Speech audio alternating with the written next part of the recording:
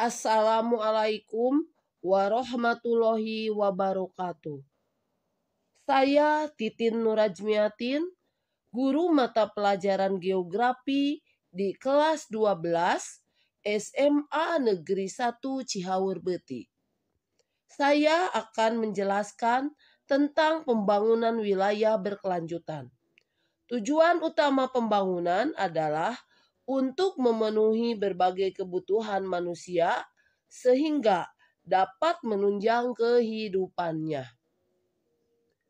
Untuk memenuhi kebutuhan tersebut dapat dicapai salah satunya dengan pembangunan. Pembangunan seringkali berdampak pada pengambilan sumber daya alam yang makin besar. Hal ini menyebabkan sumber daya alam terancam habis. Oleh karena itu, sumber daya alam harus dikelola dan digunakan secara efisien. 1. Definisi dan konsep pembangunan wilayah berkelanjutan. Pengembangan wilayah merupakan bentuk nyata dalam pembangunan yang lebih baik. Sementara pembangunan bukti adanya pertumbuhan wilayah. Pertumbuhan wilayah berkelanjutan ditunjukkan bagaimana pengelolaan dan proses pembangunan tersebut. Apabila pembangunan tersebut berkelanjutan, dapat disimpulkan bahwa pertumbuhan wilayah juga berkelanjutan. Menurut Bosworth, pembangunan berkelanjutan didefinisikan sebagai pembangunan yang harus mempertimbangkan 5 prinsip kriteria, yaitu 1. Abiotik lingkungan, 2. Biotik lingkungan, 3. Nilai-nilai budaya, 4. Sosiologi, dan 5. Ekonomi. Dapat dipahami bahwa konsep pembangunan berkelanjutan didasarkan pada 3 unsur, yaitu ekonomi, sosial, dan lingkungan. Unsur tersebut saling berkaitan satu dengan yang lainnya dan saling mempengaruhi. Menurut Muta Ali, konsep pembangunan berkelanjutan didasari oleh 5 ide. 1.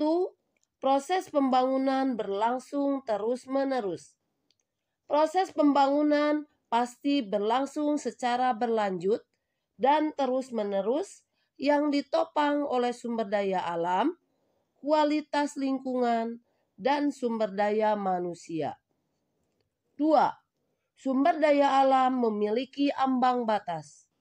Sumber daya alam seperti tanah, air, dan udara memiliki batas toleransi maksimum untuk digunakan.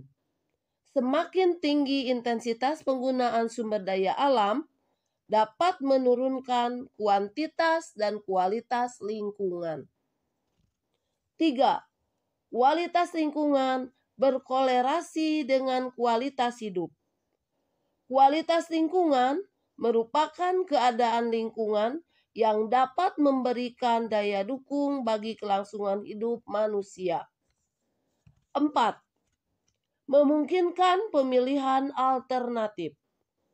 Perlu dilakukan pemilihan alternatif penggunaan sumber daya alam seperti sumber daya energi baru dan terbarukan. 5. Pembangunan berkelanjutan mengandalkan solidaritas transgenerasi. Pemanfaatan sumber daya alam tidak ditujukan untuk memenuhi kebutuhan saat ini saja, tetapi juga untuk masa depan.